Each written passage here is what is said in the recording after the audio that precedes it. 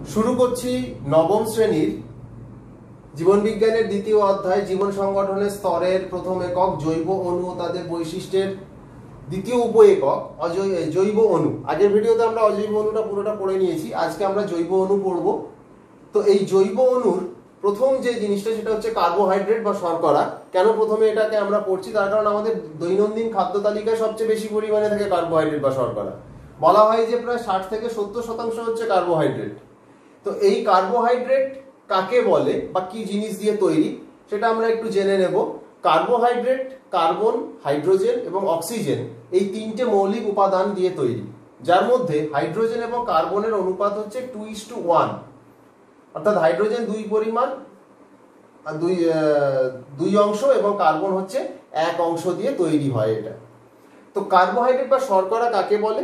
Carbon, hydrogen এবং oxygen দ্বারা নির্মিত পলিহাইড্রক্সি অ্যালডিহাইড বা কিটোনের যে যৌগ তাকেই আমরা বলে থাকি কার্বোহাইড্রেট বা শর্করা। তো এই কার্বোহাইড্রেট বা শর্করা এটা 4 প্রকার, যদিও অনেক জায়গায় এটা 3 প্রকারেরও বলা হয়। তো আমি সেই জন্য 3 আর 4 প্রকারটাই নিয়েছি। তো 4 প্রকার কি কি? এক হচ্ছে মনোস্যাকারাইড বা এক শর্করা বা সবচেয়ে সরল যে শর্করাটা, যেটা একটা মাত্র ইউনিট দিয়ে তৈরি, যাকে আর ভাঙা যায় না। ভাঙতে গেলে তার পরমাণু অনুপরমাণুগুলো আলাদা হয়ে যাবে, অর্থাৎ কার্বন, হাইড্রোজেন, অক্সিজেনকে আলাদা করে ফেলতে হবে। সেই পর্যন্ত সেই যে অংশটা, সেই যে গঠনটা, সেটাকে আমরা বলছি মনোস্যাকারাইড, যেটা প্রথম অংশ বা এক শর্করা বা সরল শর্করা, যার উদাহরণ হিসেবে 3টে নাম আমি লিখেছি, গ্লুকোজ, ফ্রুক্টোজ এবং গ্যালাক্টোজ। ও নিচের দিকে আরেকটা নাম শোভা পাচ্ছে, সেটা হচ্ছে পেন্টোজ শর্করা। এই পেন্টোজ শর্করা 2 ধরনের হতে পারে, অনেক ধরনের হতে পারে, তার মধ্যে 2টো আমরা নিয়েছি। 2টো নাম আমাদের খুব গুরুত্বপূর্ণ, একটা হচ্ছে রাইবোজ আর একটা হচ্ছে ডিঅক্সিরাইবোজ।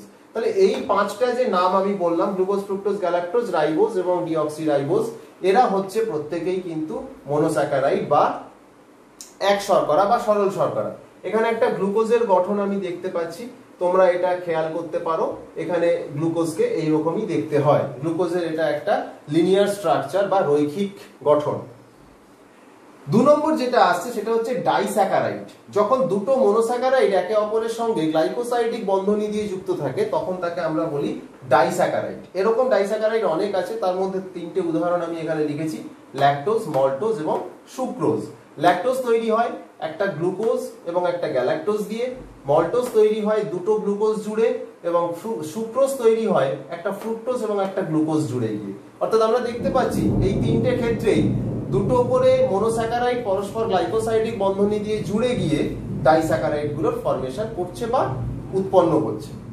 এরপরে যেটা আসছে সেটা হচ্ছে পলিস্যাকারাইড, যেখানে মনোস্যাকারাইডের সংখ্যা 10-এর বেশি, অর্থাৎ 10-এর বেশি সংখ্যক মনোস্যাকারাইড একে অপরের সঙ্গে গ্লাইকোসাইডিক বন্ধনী দিয়ে জুড়ে গিয়ে পলিস্যাকারাইড তৈরি করে। যেমন যদি আমরা স্টার্চের ক্ষেত্রে ভাবি বা গ্লাইকোজেনের ক্ষেত্রে ভাবি, তাহলে দেখবো যে অনেকগুলো গ্লুকোজ পরস্পর একটা আরেকটার সঙ্গে গ্লাইকোসাইডিক বন্ধনী দিয়ে যুক্ত হচ্ছে, হয়ে পলিস্যাকারাইডটা তৈরি করছে। তাহলে এখানে পলিস্যাকারাইডের মধ্যে 10 বা তার বেশি, বলা ভালো 10-এর বেশি মনোস্যাকারাইড পরস্পর গ্লাইকোসাইডিক বন্ধনী দিয়ে যুক্ত থাকবে। তো এরকম পলিস্যাকারাইডের উদাহরণ হচ্ছে স্টার্চ, গ্লাইকোজেন, স্টার্চ বা শ্বেতসার যেটাকে বলি, যেটা আমাদের খাদ্যের মধ্যে সবচেয়ে বেশি পরিমাণে থাকে, ভাত বা রুটি বা সামথিং যেগুলো আমরা খাই, আলু, এর মধ্যে প্রচুর পরিমাণে স্টার্চ থাকে। এছাড়া আছে গ্লাইকোজেন, যেটা আমাদের দেহে সঞ্চিত অবস্থাতে থাকে, এবং আরেকটা হচ্ছে সেলুলোজ, যেটা উদ্ভিদের কোষপ্রাচীরে প্রচুর পরিমাণে, কোষপ্রাচীর বলা যেতে পারে, সেলুলোজ দিয়ে তৈরি হয়। আরেকটা হচ্ছে অলিগোস্যাকারাইড। তো এটা সংখ্যা কত? এটাতে মনোস্যাকারাইডের সংখ্যা হচ্ছে 2-এর বেশি, 10 বা তার কম। 2-এর বেশি, 2 থেকে অর্থাৎ 3 থেকে 10-এর মধ্যে যদি মনোস্যাকারাইডের সংখ্যা হয়ে থাকে, তাহলে সেই যে স্যাকারাইড বা যে কার্বোহাইড্রেট তাকে আমরা বলবো অলিগোস্যাকারাইড, যার উদাহরণ হচ্ছে র্যাফিনোজ। র্যাফিনোজের মধ্যে 3টে মনোস্যাকারাইড থাকে। তাহলে এই যে কার্বোহাইড্রেট বা শর্করা আমরা যেটা জানলাম, এর কাজ কি? এর প্রধান কাজ যেটা, সেটা হচ্ছে দেহ গঠন করা। অর্থাৎ যেহেতু আমরা এটাকে অতিরিক্ত পরিমাণে সংগ্রহ করি, তাই এটা আমাদের দেহে সবচেয়ে বেশি পরিমাণে থাকে এবং আমাদের দেহ গঠনে সাহায্য করে। 2 নম্বর হচ্ছে শক্তি উৎপাদন। শ্বসন প্রক্রিয়ার মাধ্যমে, শ্বসন বস্তু প্রধানত গ্লুকোজ, শ্বসন প্রক্রিয়ার মাধ্যমে কোষের মাইটোকন্ড্রিয়ার মধ্যে শক্তি তৈরি করে। তো বলা হয় যে 1 গ্রাম কার্বোহাইড্রেট থেকে 4.1 কিলো ক্যালোরি শক্তি আমরা পেয়ে থাকি, অর্থাৎ 4100 ক্যালোরি শক্তি আমরা পেয়ে থাকি 1 গ্রাম কার্বোহাইড্রেট থেকে। অর্থাৎ 1 গ্রাম কার্বোহাইড্রেটের যদি সম্পূর্ণ দহন ঘটে, তাহলে আমরা 4100 ক্যালোরি শক্তি সেখান থেকে পেয়ে থাকবো। তাহলে যে আমাদের সারাদিন দৈনন্দিন কাজের জন্য যে বিপুল পরিমাণে শক্তির প্রয়োজন হয় সেই শক্তি কিন্তু আমরা এই কার্বোহাইড্রেট থেকে অনেকটাই পেয়ে থাকি। নেক্সট হচ্ছে সঞ্চয়, যেটা গ্লাইকোজেন হিসাবে আমাদের পেশিকোষ বা যকৃতের মধ্যে সঞ্চিত থাকে। 4 নম্বর হচ্ছে কোষ প্রাচীর গঠন। উদ্ভিদের ক্ষেত্রে যে কোষ প্রাচীর রয়েছে তার মুখ্য উপাদান হচ্ছে সেলুলোজ, যে সেলুলোজ হচ্ছে এক ধরনের পলিস্যাকারাইড। এছাড়াও এই কোষ প্রাচীর গঠন ছাড়াও কোষ পর্দাতেও অল্প পরিমাণে আমাদের শর্করা বা কার্বোহাইড্রেট দেখা যায়। এছাড়া বিভিন্ন ধরনের প্রোটিনের সঙ্গে শর্করা বা কার্বোহাইড্রেট যুক্ত হয়ে গ্লাইকোপ্রোটিন তৈরি করে, যেমন আমাদের শরীরে অ্যান্টিবডি একটা গ্লাইকোপ্রোটিন, বা কোষের উপরে অনেক বিভিন্ন ধরনের রিসেপ্টর থাকে বা গ্রাহক অণু থাকে যেগুলো কিন্তু একটা ধরনের গ্লাইকোপ্রোটিন হিসাবে থাকে। নেক্সট 5 নম্বর যেটা, সেটা হচ্ছে যে ডিএনএ ও আরএনএ সংশ্লেষ ঘটানো, অর্থাৎ যে পেন্টোজ শর্করার কথা বলছিলাম, যে রাইবোজ এবং ডিঅক্সিরাইবোজ, সেই রাইবোজ শর্করা দিয়ে আরএনএ তৈরি হয় এবং ডিঅক্সিরাইবোজ শর্করা দিয়ে ডিএনএ তৈরি হয়, এবং ডিএনএ আরএনএ আমাদের দেহের জন্য ভীষণভাবে প্রয়োজনীয়, সেটা আমরা প্রত্যেকেই জানি। তাহলে এই হচ্ছে কার্বোহাইড্রেট বা শর্করার তার কাজ বা তার গুরুত্ব আমাদের জীবদেহের শরীর। এবার যে জৈব অণু সম্পর্কে আমরা জানবো, এটা হলো প্রোটিন। বলা হয় যে প্রতিটা জীবদেহের বা কোষের যে শুষ্ক ওজন বা ড্রাই ওয়েট, সেই শুষ্ক ওজনের 50% হচ্ছে প্রোটিন। প্রোটিন এর যে মৌলিক উপাদানগুলো সেগুলো হলো কার্বন, হাইড্রোজেন, অক্সিজেন এবং নাইট্রোজেন। এছাড়াও কোনো কোনো প্রোটিনের ক্ষেত্রে ফসফরাস এবং সালফার দেখা যায়। তাহলে কার্বন, হাইড্রোজেন, অক্সিজেন, নাইট্রোজেন সমস্ত প্রোটিনের মধ্যেই থাকবে, ফসফরাস এবং সালফার কোনো কোনো প্রোটিনের মধ্যে থাকতে পারে। প্রোটিন কি দিয়ে তৈরি হয়? না, এই যে কার্বন, হাইড্রোজেন, অক্সিজেন এবং নাইট্রোজেন, এরা চারজনে একসাথে তৈরি করে অ্যামাইনো অ্যাসিড। এই অ্যামাইনো অ্যাসিডকে বলা হচ্ছে প্রোটিনের সাংগঠনিক একক বা বিল্ডিং ব্লক বা বিল্ডিং ইউনিট। এই অ্যামাইনো অ্যাসিডগুলো একে অপরের সঙ্গে জুড়ে জুড়ে একটা পলিপেপটাইড শৃঙ্খল গঠন করে, যেটা হচ্ছে প্রোটিনের প্রাথমিক গঠন, পলিপেপটাইড শৃঙ্খল। কিভাবে জোড়ে অ্যামাইনো অ্যাসিডগুলো? না, একটা অ্যামাইনো অ্যাসিড পার্শ্ববর্তী অ্যামাইনো অ্যাসিডের সঙ্গে পেপটাইড বন্ধনী দিয়ে যুক্ত হয়। এখানে একটা পেপটাইড বন্ধনীর ছবি আমি এঁকে দেখিয়েছি যে কিভাবে পেপটাইড বন্ধনী তৈরি হয়। অর্থাৎ একটা অ্যামাইনো অ্যাসিডের অ্যামাইনো গ্রুপ পার্শ্ববর্তী অ্যামাইনো অ্যাসিডের কার্বক্সিল গ্রুপের মধ্যে বন্ধনীটা তৈরি হচ্ছে। এই বন্ধনীকে আমরা বলছি পেপটাইড বন্ধনী। 20খানা অ্যামাইনো অ্যাসিড রয়েছে যারা এই প্রোটিন তৈরিতে সাহায্য করে। 20 রকমের, 20খানা বলা ভুল, 20 রকমের অ্যামাইনো অ্যাসিড আছে যারা প্রোটিন তৈরিতে সাহায্য করে। এই অ্যামাইনো অ্যাসিডগুলোর মধ্যে কিছু কিছু অ্যামাইনো অ্যাসিড আছে যারা অত্যাবশ্যকীয়, আর কিছু আছে যেগুলো অত্যাবশ্যকীয় নয়। তো সেগুলো অ্যামাইনো অ্যাসিড যখন পড়বো তখন আমরা জানবো। তো এই 20 রকমের যে অ্যামাইনো অ্যাসিড, এটা বিভিন্ন প্রকার কম্বিনেশন তৈরি করে অনেকগুলো অ্যামাইনো অ্যাসিড পরস্পর জুড়ে, এক একটা প্রোটিনের ক্ষেত্রে সেই সংখ্যাটা এক এক রকম হয় যে কতগুলো অ্যামাইনো অ্যাসিড পরপর জুড়ে কি তৈরি করছে? না, আমাদের পলিপেপটাইড শৃঙ্খল তৈরি করছে। এই যে প্রাথমিক গঠন, এইটা এবারে নিজের মধ্যে পেঁচিয়ে যেতে থাকে, অর্থাৎ এই একটা শৃঙ্খলের মতন গঠন, সেটা নিজের মধ্যে পেঁচিয়ে যায়। হাইড্রোজেন বন্ধনী সেখানে তাদেরকে প্যাঁচটাকে ধরে রাখতে সাহায্য করে, তাকে আমরা বলছি প্রোটিনের গৌণ গঠন। প্রোটিনের এই গৌণ গঠন এরপরে কি তৈরি করছে? টার্সিয়ারি গঠন তৈরি করছে, এবং তারপরে তৈরি হচ্ছে কোয়াটারনারি গঠন বা প্রগৌণ গঠন, যেটাকে আমরা বলছি ত্রিমাত্রিক গঠন। তাহলে এই যে টার্সিয়ারি গঠন বা কোয়াটারনারি গঠন, এই গঠনগুলোকে ধরে রাখতে সাহায্য করছে কিন্তু ফসফরাস এবং সালফার এই জাতীয় কিছু মৌল। একটা প্রোটিন একটা মাত্র পলিপেপটাইড শৃঙ্খল দিয়ে তৈরি হতে পারে, আবার একাধিক পলিপেপটাইড শৃঙ্খল কিন্তু পরস্পর জুড়ে একটা প্রোটিন তৈরি করতে পারে। উদাহরণ হিসেবে বলা যেতে পারে যে আমাদের দেহের যে হিমোগ্লোবিন, সেই হিমোগ্লোবিনের ক্ষেত্রে কিন্তু 4টে পলিপেপটাইড শৃঙ্খল রয়েছে, 2টো আলফা পলিপেপটাইড শৃঙ্খল এবং 2টো বিটা পলিপেপটাইড শৃঙ্খল, যেগুলো একে অপরের সঙ্গে জুড়ে একটা ফাংশনাল বা সক্রিয় প্রোটিন তৈরি করেছে। এবারে আমরা জেনে নেব যে এই প্রোটিনের কাজ কি কি। এই প্রোটিনের প্রধান অনেকগুলো কাজ আছে, তার মধ্যে প্রধান কয়েকটি কাজ আমি এখানে তুলে ধরেছি। তার মধ্যে একটা হচ্ছে দেহ গঠন, অর্থাৎ এটা জীবদেহের গঠনে সাহায্য করে। কিভাবে সাহায্য করে না, অস্থি, তরুণাস্থি, লিগামেন্ট, টেন্ডন, চুল, নখ, পালক, শিং, খুর, ত্বক, পেশি, যা যা অঙ্গ প্রত্যঙ্গ কম বেশি আমাদের দেহে থাকে, প্রত্যেকটাই কিন্তু প্রোটিন দিয়ে তৈরি। যে মাকড়সা যে জালটা তৈরি করে, যে সরু সুতোর মতো অংশটা তার দেহের শেষ প্রান্ত দিয়ে বেরিয়ে আসে, সেটাও এক ধরনের প্রোটিন। আবার সিল্ক মথ, যে সিল্কের শাড়িগুলো পরা হয়, সেগুলোও কিন্তু এক ধরনের প্রোটিন। প্রোটিন দিয়ে তৈরি সুতো, এবং সেই সুতো দিয়ে শাড়ি তৈরি হচ্ছে। দেহের ক্ষয়পূরণ ও বৃদ্ধি, এটা খুব গুরুত্বপূর্ণ, যে দেহের কোনো জায়গা যদি কেটে যায় বা ছিঁড়ে যায়, তাহলে সেই জায়গার যে ক্ষয়পূরণ সেটা ঘটতে সাহায্য করে প্রোটিন। আমাদের ছোট থেকে বড় হতে বৃদ্ধি ঘটাতে সাহায্য করে প্রোটিন। প্রোটিন যদি সঠিকভাবে শরীরে না থাকে, তাহলে শরীর খুব ক্ষীণ হয়ে পড়ে, পেশির গঠন সঠিকভাবে হয় না, তাহলে সেগুলো আমাদের সাহায্য করছে প্রোটিন। উৎসেচক সংশ্লেষ, বলা হয় যে প্রতিটা উৎসেচকই হচ্ছে একটা করে প্রোটিন। যে কোনো একটা উৎসেচক, ধরা যাক এই যে প্রোটিনকে যে পরিপাক করছে, আমরা যে প্রোটিনটা খাচ্ছি, সেই প্রোটিন পরিপাককারী যে উৎসেচক পেপসিন বা ট্রিপসিন বা ইরিপসিন, এরা প্রত্যেকেই হলো কিন্তু এক ধরনের প্রোটিন। অনাক্রম্যতা, রোগ প্রতিরোধের ক্ষমতা তৈরি করা। এই যে এখন বলা হচ্ছে যে করোনা ভাইরাস, যেটা কিনা আমাদেরকে আক্রমণ করছে, তার বিরুদ্ধে লড়ার একমাত্র রাস্তা হচ্ছে নিজের অনাক্রম্যতা বৃদ্ধি। তাহলে অনাক্রম্যতা বৃদ্ধি করব কিভাবে না, শরীরের অ্যান্টিজেন প্রোডাকশন বা অ্যান্টিবডি প্রোডাকশনের ক্ষমতা বাড়িয়ে নেওয়া। তাহলে অ্যান্টিবডিটা কি না, অ্যান্টিবডি হলো এক ধরনের প্রোটিন। তাহলে আমাদের শরীরে যদি প্রোটিনের অভাব পড়ে, তাহলে অ্যান্টিবডি সঠিকভাবে তৈরি হবে না। তাহলে অ্যান্টিবডি আমাদের অনাক্রম্যতাতে সাহায্য করে। এছাড়া আছে কোষ পর্দা। কোষ পর্দার কিন্তু মুখ্য উপাদান হলো প্রোটিন। এছাড়া কোষ পর্দার মধ্যে কার্বোহাইড্রেট বা শর্করা এবং লিপিডও থাকে, তার সঙ্গে প্রোটিনও থাকে। প্রোটিন ছাড়া কিন্তু কোষ পর্দা তৈরি করা সম্ভব নয়। তাহলে এই হলো একটা প্রোটিন, যা জৈব অণু হিসাবে আমাদের জন্য ভীষণ প্রয়োজনীয়। এবার যে জৈব অণু, তার নাম লিপিড বা স্নেহ পদার্থ, অন্যতম গুরুত্বপূর্ণ জৈব অণু। এই লিপিড বা স্নেহ পদার্থ আমরা দেখতেই পাচ্ছি তৈরি হয় কার্বন, হাইড্রোজেন এবং অক্সিজেন দিয়ে।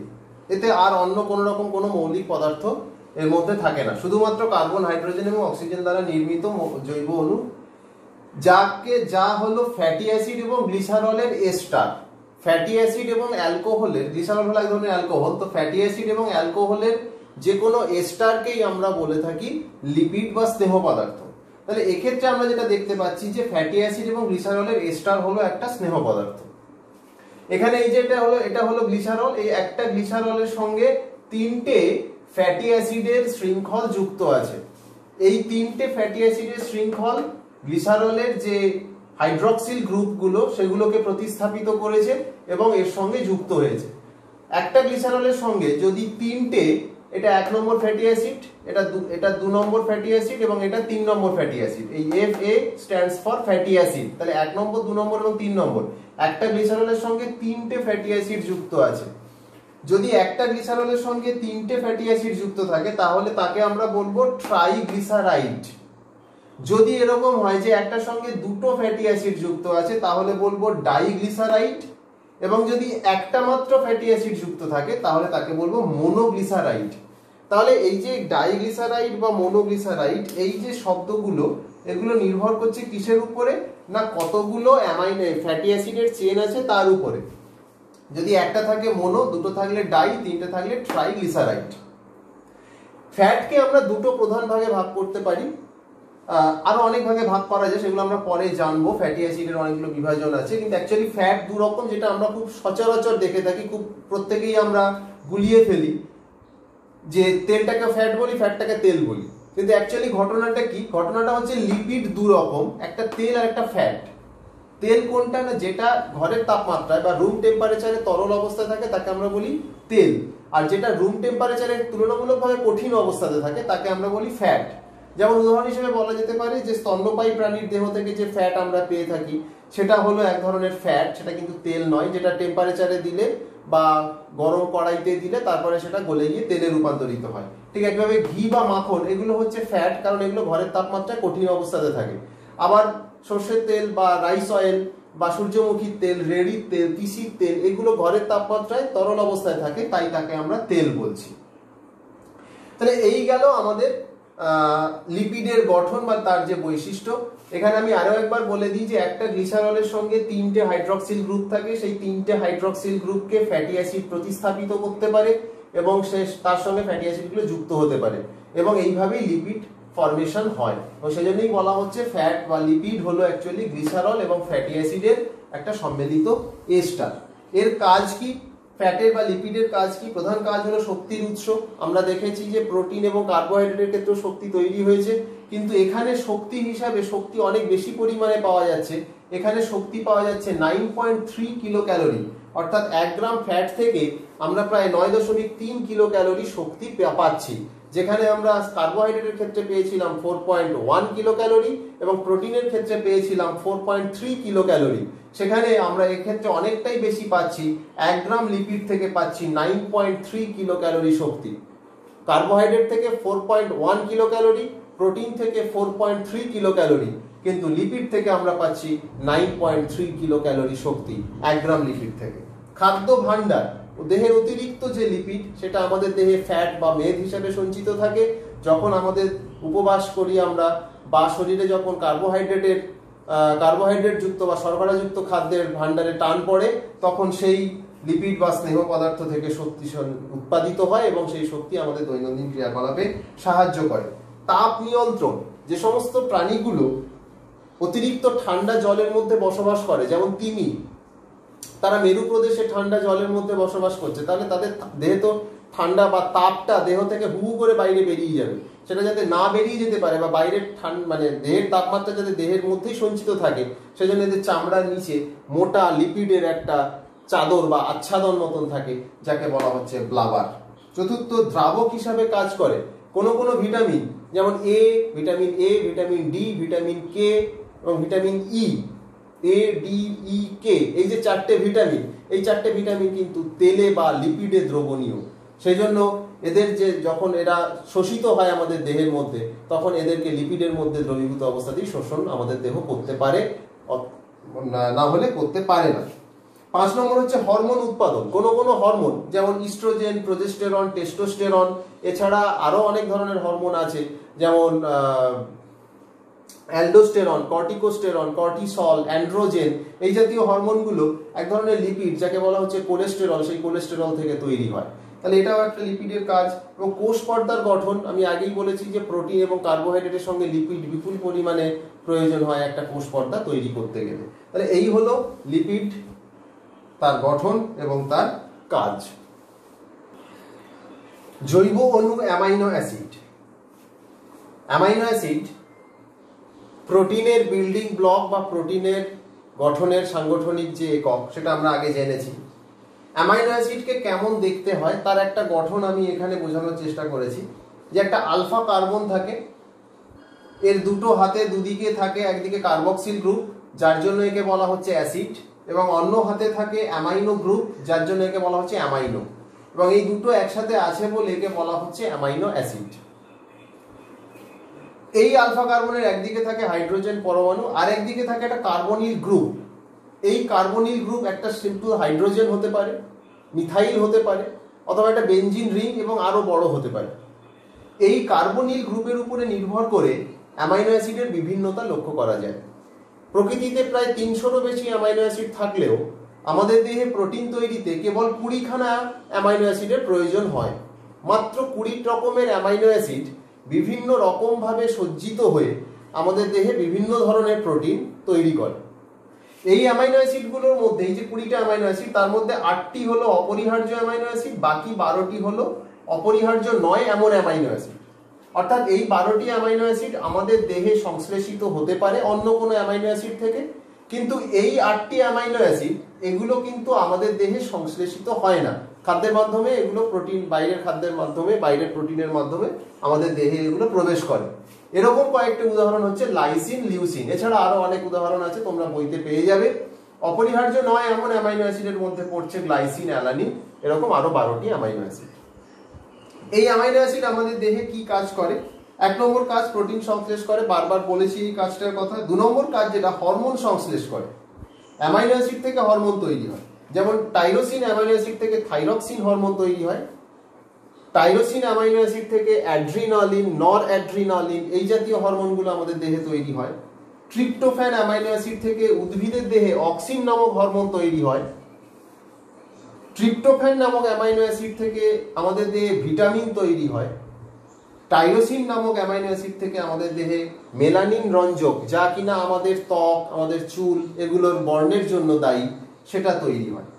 এই হলো অ্যামাইনো অ্যাসিড এবং তার প্রয়োজনীয়তা। জৈব অণু fatty acid. Fatty acid fat ভেঙে তৈরি করা যায়, অর্থাৎ লিপিড বা ফ্যাট বা তেল এদের যদি আদ্র বিশ্লেষণ করা যায় তাহলে ফ্যাটি অ্যাসিড এবং গ্লিসারল তৈরি হয়। তো এই যে ফ্যাটি অ্যাসিড, এটা হলো সরল হাইড্রোকার্বনের শৃঙ্খল। আমরা এখানে দেখতে পাচ্ছি যে এরকম প্রচুর CH2 বা CH3 CH এরকম জিনিস পরস্পর হাইড্রোজেন বন্ধনী দিয়ে যুক্ত হয় এবং শেষে গিয়ে একটা হাইড্রক্সিল গ্রুপ থাকে, দিয়ে এইভাবে একটা সিম্পল চেন, এই সিম্পল চেনটাকেই বলা হচ্ছে একটা ফ্যাটি অ্যাসিড।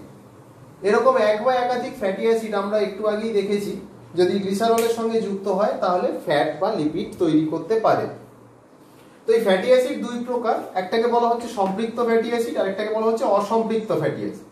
সম্পৃক্ত ফ্যাটি অ্যাসিড কখন না, যখন এই ফ্যাটি অ্যাসিডের শৃঙ্খলের মধ্যে দুটো কার্বনের মধ্যে যখন কেবলমাত্র এক বন্ধনই থাকে, সবকটা কার্বন একে অপরের সঙ্গে কেবল এক বন্ধনী দিয়েই যুক্ত হয়ে আছে, তখন তাকে আমরা বলবো সম্পৃক্ত ফ্যাটি অ্যাসিড, কারণ সেখানে আর অতিরিক্ত কোনো হাইড্রোজেন আমরা ঢোকাতে পারবো না। এই জাতীয় ফ্যাটি অ্যাসিডের গলনাঙ্ক অনেক বেশি হয়, ফলে এরা ঘরের তাপমাত্রায় কঠিন অবস্থাতে থাকে। সাধারণত প্রাণীজ যে লিপিড মানে মেদ, মানে প্রাণীদের স্তন্যপায়ী প্রাণীর বা অন্য যে কোনো প্রাণীর দেহে সঞ্চিত যে ফ্যাট বা ঘি বা বাটার, এই জাতীয় যে লিপিডগুলো, এগুলো ঘরের তাপমাত্রায় কঠিন অবস্থাতে থাকে, এদের গলনাঙ্ক অনেক বেশি হয়। তার কারণ হলো এদের মধ্যে সম্পৃক্ত ফ্যাটি অ্যাসিডের সংখ্যা অনেক বা পরিমাণ অনেক বেশি থাকে। উদাহরণ হচ্ছে পামিউটিক অ্যাসিড এবং স্টিয়ারিক অ্যাসিড। 2 নম্বর যেটা, সেটা হচ্ছে অসম্পৃক্ত ফ্যাটি অ্যাসিড। অসম্পৃক্ত ফ্যাটি অ্যাসিডের ক্ষেত্রে কি হয় না, একটা যে হাইড্রোকার্বনের শৃঙ্খল, তার দুটো কার্বনের মধ্যে দ্বিবন্ধনী বা ত্রিবন্ধনী থাকতে পারে। দ্বিবন্ধনী বা ত্রিবন্ধনী থাকার জন্য এদের মধ্যে অতিরিক্ত হাইড্রোজেন ঢোকানো সম্ভব হয়, তাই জন্য এদেরকে বলা হচ্ছে অসম্পৃক্ত ফ্যাটি অ্যাসিড। এবং এই দ্বিবন্ধনী ও ত্রিবন্ধনী থাকার জন্য এদের গলনাঙ্ক কম হয়, ফলে এরা ঘরের তাপমাত্রায় তরল অবস্থাতেই থাকে। সাধারণত যে তেলগুলো আমরা খাই, সেই তেলগুলোর মধ্যে অসম্পৃক্ত ফ্যাটি অ্যাসিডের পরিমাণ অনেক বেশি থাকে, ফলে সেগুলো ঘরের তাপমাত্রায় তরল হয়ে থাকে। উদাহরণ হিসেবে বলা হচ্ছে ওলেইক অ্যাসিড, লিনোলেইক অ্যাসিড। সাধারণত যে উদ্ভিজ্জ লিপিড, সেই উদ্ভিজ্জ লিপিডের মধ্যে অসম্পৃক্ত ফ্যাটি অ্যাসিডের পরিমাণ বেশি থাকে। এর কাজ কি? এর কাজ হচ্ছে, ফ্যাটি অ্যাসিডের কাজ হচ্ছে লিপিড সংশ্লেষ করা এবং শক্তি উৎপাদন করা। কারণ এই ফ্যাটি অ্যাসিড গ্লিসারলের সঙ্গে যুক্ত হয়ে লিপিড তৈরি করে, এবং এই ফ্যাটি অ্যাসিডকে যদি আমরা ভেঙে ফেলতে পারি তাহলে এখান থেকে প্রচুর পরিমাণে শক্তি আমরা পেতে পারি। এই হলো ফ্যাটি অ্যাসিডের গুরুত্ব। নিউক্লিক অ্যাসিড অন্যতম গুরুত্বপূর্ণ জৈব অণু। এই নিউক্লিক অ্যাসিড দুই প্রকার হতে পারে, আমরা প্রত্যেকেই এই নাম দুটোর সঙ্গে কম বেশি পরিচিত। একটা হচ্ছে DNA, deoxy ribo nucleic acid, আর একটা আরএনএ বা রাইবো নিউক্লিক অ্যাসিড। এই ডিএনএ হচ্ছে দ্বিতন্ত্রী, অর্থাৎ দুটো শৃঙ্খল পরস্পর একে অপরকে পেঁচিয়ে ডিএনএ তৈরি করে। আরএনএ হলো একতন্ত্রী, আরএনএ তে একটাই মাত্র শৃঙ্খল থাকে। কিসের শৃঙ্খল? এই শৃঙ্খলটা কি দিয়ে তৈরি? এই শৃঙ্খলটা তৈরি হয় নিউক্লিওটাইড দিয়ে। নিউক্লিওটাইড কি সেটা আমরা একটু পরেই দেখব। এখন আমরা শুধু জানবো যে নিউক্লিওটাইড দিয়ে কিভাবে ডিএনএটা তৈরি হচ্ছে। না, নিউক্লিওটাইড গুলো পরস্পর একে অপরের সঙ্গে জুড়ে যায়, ঠিক যেমন ভাবে অ্যামাইনো অ্যাসিড গুলো একে অপরের সঙ্গে যুক্ত হয়েছিল, ঠিক সেভাবেই, ঠিক যেমন ভাবে আমরা প্রোটিনের ক্ষেত্রে দেখেছিলাম যে অ্যামাইনো অ্যাসিড গুলো পরপর একে অপরের সঙ্গে জুড়ে গিয়ে একটা পলিপেপটাইড শৃঙ্খল তৈরি করছে, ঠিক এখানেও নিউক্লিওটাইড গুলো পরস্পর একে অপরের সঙ্গে ফসফোডাইএস্টার বন্ধনী দ্বারা যুক্ত হচ্ছে। একটা নিউক্লিওটাইড তার পার্শ্ববর্তী নিউক্লিওটাইডের সঙ্গে ফসফোডাইএস্টার বন্ধনী দিয়ে যুক্ত হচ্ছে। এইভাবে পরপর অনেকগুলো নিউক্লিওটাইড একে অপরের সঙ্গে যুক্ত হয়ে যেটা তৈরি করছে সেটা হলো পলিনিউক্লিওটাইড শৃঙ্খল। এই পলিনিউক্লিওটাইড শৃঙ্খল দুখানা পলিনিউক্লিওটাইড শৃঙ্খল একে অপরের সঙ্গে এভাবে পেঁচিয়ে গিয়ে, ঠিক যেমন ভাবে একটা পেঁচানো লোহার সিঁড়ি আমরা দেখতে পাই বিভিন্ন জায়গাতে, ঠিক ওইভাবে একে অপরের চারিদিকে পেঁচিয়ে গিয়ে ডিএনএ তৈরি করছে। যেহেতু দুটো পলিনিউক্লিওটাইড শৃঙ্খল রয়েছে তাই তাকে আমরা ডিএনএ কে বলছি দ্বিতন্ত্রী। এবং আরএনএ এর ক্ষেত্রে এরকম কোনো পেঁচানো স্ট্রাকচার তৈরি হয় না, আরএনএ এর ক্ষেত্রে রেখাকার স্ট্রাকচার থাকে এবং সেখানেও একটাই মাত্র পলিনিউক্লিওটাইড শৃঙ্খল থাকে, তাই আরএনএ কে বলা হচ্ছে একতন্ত্রী। কি এই নিউক্লিওটাইড জিনিসটা কি সেটা আমরা একটু পরে দেখবো, তখন আমাদের কাছে জিনিসটা আরো ক্লিয়ার হয়ে যাবে। এই নিউক্লিওটাইড দিয়ে যে নিউক্লিক অ্যাসিড তৈরি হচ্ছে অর্থাৎ ডিএনএ তৈরি হচ্ছে, মূলত এই ডিএনএ একই মানে নিজের মধ্যে পেঁচিয়ে ঘন সন্নিবিষ্ট হয়ে যেটা তৈরি করে সেটা হচ্ছে নিউক্লিয় জালিকা। এই নিউক্লিয় জালিকা নিজের মধ্যে আরো পেঁচিয়ে গিয়ে তৈরি করে ক্রোমাটিন তন্তু। এই ক্রোমাটিন তন্তু আরো পেঁচিয়ে গিয়ে তৈরি করে ক্রোমোজোম। যে ক্রোমোজোম আমরা কোষ বিভাজনের সময় দেখতে পাই, সেই ক্রোমোজোম তৈরি হয় কিন্তু এই নিউক্লিক অ্যাসিড দিয়ে অর্থাৎ ডিএনএ দিয়ে। নিউক্লিক অ্যাসিডের সঙ্গে হিস্টোন প্রোটিন যুক্ত হয়ে তৈরি করে নিউক্লিয় জালিকা। এগুলো আরো ডিটেলসে আমরা পরে আরো উঁচু ক্লাসে গিয়ে জানবো। আপাতত আমরা শুধু এটুকু জানবো যে নিউক্লিক অ্যাসিড মানে ডিএনএ ওই প্রোটিন হিস্টোন প্রোটিনের সঙ্গে যুক্ত হয়ে তৈরি করছে নিউক্লিয় জালিকা। সেই নিউক্লিয় জালিকা থেকে ক্রোমাটিন তন্তু, ক্রোমাটিন তন্তু থেকে আরো ঘন সন্নিবিষ্ট পেঁচিয়ে গিয়ে সেটা ক্রোমোজোম তৈরি করছে। ডিএনএ কোথায় থাকে? ডিএনএ থাকে নিউক্লিয়াসের মধ্যে, মাইটোকন্ড্রিয়ার মধ্যে, প্লাস্টিডের মধ্যে। আরএনএ কোথায় থাকে? আরএনএ যেখানে যেখানে ডিএনএ থাকে সেখানে সেখানে ডিএনএ থেকে আরএনএ তৈরি হতে পারে। নিউক্লিয়াসে আরএনএ থাকে, ডিএনএ থেকে তৈরি হয়। মাইটোকন্ড্রিয়ায় ডিএনএ থেকে আরএনএ তৈরি হয়, প্লাস্টিডের ডিএনএ থেকে আরএনএ তৈরি হয়। আরো একটা ক্ষেত্রে নিউক্লিয়াস থেকে ডিএনএ বেরিয়ে সাইটোপ্লাজমের মধ্যে চলে আসতে পারে। তার কারণ হচ্ছে সাইটোপ্লাজমের মধ্যে আরএনএ থেকে প্রোটিন তৈরি হয়। এই যে নিউক্লিক অ্যাসিড এর কাজ কি? এর প্রধান যে কাজ সেটা হলো বংশগত বৈশিষ্ট্য বহন করা। কারণ আমরা জানি যে ডিএনএ বা আরএনএ জিন বস্তু হিসাবে কাজ করে। ডিএনএ এবং আরএনএ জিন বস্তু হিসাবে কাজ করে, অর্থাৎ সে বংশগত বৈশিষ্ট্য একটা প্রজন্ম থেকে পরবর্তী প্রজন্মে বহন করে নিয়ে যায়।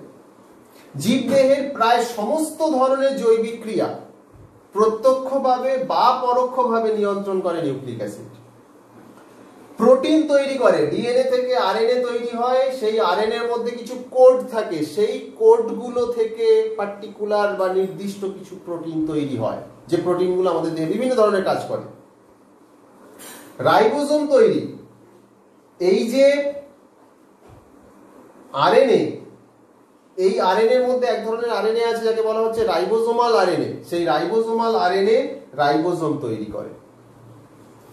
জিনগত বৈচিত্র্য, ডিএনএ এর যে এই যে সিকোয়েন্স, পলিনিউক্লিওটাইড শৃঙ্খলের মধ্যে নিউক্লিওটাইডের যে সিকোয়েন্স, সেই সিকোয়েন্স অদল বদল হতে পারে। কি করে অদল বদল হতে পারে? না, রিকম্বিনেশন বা পুনঃসংযুক্তিকরণ বলে এক ধরনের পদ্ধতি আছে, মিউটেশন বা পরিব্যক্তি বলে এক ধরনের পদ্ধতি আছে। এই পদ্ধতিগুলো যদি ঘটে তাহলে দেখা যায় যে জীবের মধ্যে জিনগত বৈচিত্র্য তৈরি হচ্ছে। সেটাও কিন্তু এই নিউক্লিক অ্যাসিডের জন্যই ঘটে।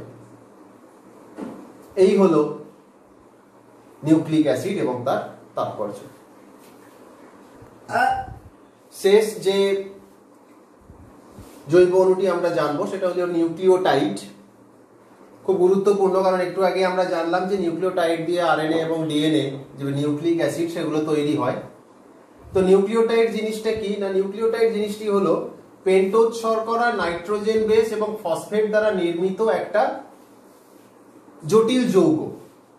পেন্টোজ শর্করা, পেন্টোজ শর্করা হচ্ছে 5 কার্বন যুক্ত শর্করা। 5টা কার্বন পরমাণু এর মধ্যে থাকে, 5টা কার্বন পরমাণু এর মধ্যে থাকে। পেন্টোজ শর্করা দু রকম হতে পারে, একটাকে বলা হচ্ছে রাইবোজ শর্করা আর এটাকে বলা হচ্ছে ডিঅক্সিরাইবোজ শর্করা। যদি নিউক্লিওটাইডের মধ্যে রাইবোজ শর্করা থাকে তাহলে তাকে আমরা বলবো রাইবোনিউক্লিওটাইড এবং সেটা দিয়ে আরএনএ তৈরি হবে।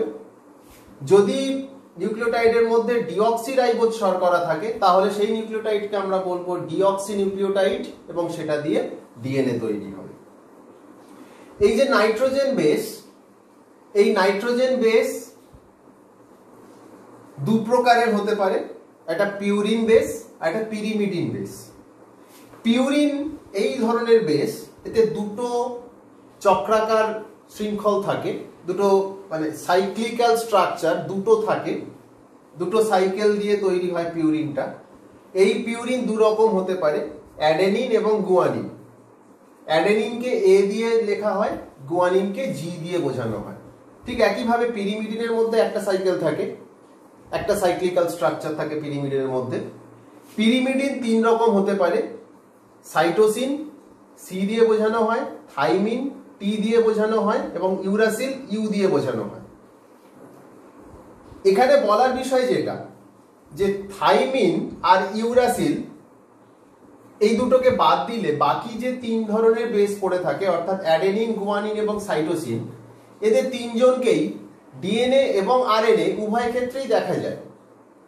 কিন্তু থাইমিন এবং ইউরাসিল এই দুটো বেসকে উভয় ক্ষেত্রে দেখা যায় না। থাইমিন শুধুমাত্র ডিএনএ তে থাকে, ইউরাসিল শুধুমাত্র আরএনএ তে থাকে। আরেকটা হলো ফসফেট। ফসফেটের স্ট্রাকচারটা বা গঠনটা হলো এরকম, মাঝখানে একটা ফসফরাস থাকে, তার চারিদিকে চারটে অক্সিজেন থাকে এবং এটার সংকেত হচ্ছে PO4 2- বা ডাবল মাইনাস। এই ফসফেট পাই আমরা ফসফরিক অ্যাসিড থেকে, অর্থাৎ H3PO4, এই যে ফসফরিক অ্যাসিড, এই ফসফরিক অ্যাসিড থেকে আমরা ফসফেট পেয়ে থাকি। ফসফেট ডিএনএ এবং আরএনএ উভয় ক্ষেত্রে একই ধরনের হয়ে থাকে। তাহলে এইভাবে ribose, deoxyribose, purine, pyrimidine base এবং ফসফেট দিয়ে একসঙ্গে একটা নিউক্লিওটাইড তৈরি হয়। এইরকম নিউক্লিওটাইড তাহলে মানে আমরা 5 রকমের পেতে পারি, 5টা বেসের উপরে নির্ভর করে। আবার শর্করার উপরে নির্ভর করে আমরা আবার সেটাকে দু ধরনের পেতে পারি। এই নিউক্লিওটাইডগুলো পরস্পর ফসফোডাইএস্টার বন্ড দিয়ে একে অপরের সঙ্গে জুড়ে পলিনিউক্লিওটাইড শৃঙ্খল তৈরি করে। দুটো পলিনিউক্লিওটাইড শৃঙ্খল একে অপরের সঙ্গে পেঁচিয়ে ডিএনএ তৈরি করতে পারে, একটি পলিনিউক্লিওটাইড শৃঙ্খল আরএনএ তৈরি করে। এইবারে নিউক্লিওটাইডের কাজ আমরা একটু জেনে নেব। প্রথমেই যে কাজটা বলছি সেটা হচ্ছে নিউক্লিক অ্যাসিড সংশ্লেষ। সেটা তো আমরা জানলাম যে এগুলো দিয়ে নিউক্লিক অ্যাসিড তৈরি হয়, মানে আরএনএ এবং ডিএনএ তৈরি হয়। আরেকটা খুব গুরুত্বপূর্ণ কাজ হচ্ছে শক্তি সঞ্চয় করে রাখা। এই যে শ্বসন পদ্ধতি বা সালোক সংশ্লেষ পদ্ধতি, এর ফলে যে শক্তি তৈরি হচ্ছে, এই শক্তি সঞ্চিত থাকে কোথায়? আমাদের দেহে কোথায় শক্তিটা সঞ্চিত থাকে? তার উত্তর হচ্ছে আমাদের দেহে শক্তি সঞ্চিত থাকে এই নিউক্লিওটাইডের মধ্যে। তার মধ্যে খুব গুরুত্বপূর্ণ হচ্ছে এটিপি এবং জিটিপি। এটিপি এবং জিটিপি কে বলা হয় এনার্জি কারেন্সি। বিশেষত এটিপি কে বলা হয় এনার্জি কারেন্সি, কারণ এটিপি অণুর মধ্যেই সবচেয়ে বেশি পরিমাণে শক্তি সঞ্চিত থাকে এবং এই এটিপি অণুকেই আমরা আমাদের দৈনন্দিন ক্রিয়াকলাপের যে শক্তি আহরণ করার জন্য এই এটিপি অণুকে আমরা ব্যবহার করি। অর্থাৎ এটিপি ভেঙে এডিপি তৈরি করা হয় এবং এই একটা ফসফেট বেরিয়ে যাওয়ার জন্য যে শক্তি নির্গত হয়, সেই শক্তিটা আমরা আমাদের দৈনন্দিন ক্রিয়াকলাপের জন্য কাজে লাগাই। এই এটিপি এবং জিটিপি তৈরি হয় কিভাবে? না, ফসফোরাইলেশন পদ্ধতিতে। সালোক সংশ্লেষের সময় ফটোফসফোরাইলেশনে এটিপি বা জিটিপি তৈরি হতে পারে। ঠিক একইভাবে শ্বসন পদ্ধতির পরে যে প্রান্তীয় শ্বসন আছে, সেখানেও অক্সিডেটিভ ফসফোরাইলেশন বলে একটা পদ্ধতি হয়। সেই অক্সিডেটিভ ফসফোরাইলেশনের মাধ্যমেও কিন্তু এটিপি বা জিটিপি তৈরি হতে পারে। শ্বসন পদ্ধতিতে এটিপি বা জিটিপি তৈরি হতে পারে। এইভাবে এটিপি এবং জিটিপির মধ্যে শক্তি সঞ্চিত হয়। সেই এটিপি এবং জিটিপি কে আমরা ভেঙে ফেলে ওখান থেকে একটা ফসফেট বের করে দিই। এটিপি অ্যাডিনোসিন ট্রাইফসফেট, অ্যাডিনোসিন ডাইফসফেটে পরিণত হয় এবং সেই শক্তিটাকে আমরা আমাদের দৈনন্দিন কাজে প্রয়োজনে ব্যবহার করি। এটিপির পুরো নাম হলো অ্যাডিনোসিন ট্রাইফসফেট, জিটিপির পুরো নাম হলো গুয়ানোসিন ট্রাইফসফেট। এটিপি ভেঙে এডিপি তৈরি হয়, অ্যাডিনোসিন ডাইফসফেট, জিটিপি ভেঙে জিডিপি তৈরি হয়, গুয়ানোসিন ডাইফসফেট। যেহেতু এটিপির মধ্যে শক্তি সঞ্চিত থাকে, তাই এটিপির আরেক নাম হলো এনার্জি কারেন্সি। এই সকল এই যে কটা জৈব অণু আমরা পড়লাম, এই সকল জৈব অণু জীবদেহের মধ্যে সঞ্চিত থাকে এবং বিভিন্ন রকম ক্রিয়াকলাপ সম্পন্ন করে। ধন্যবাদ সকল।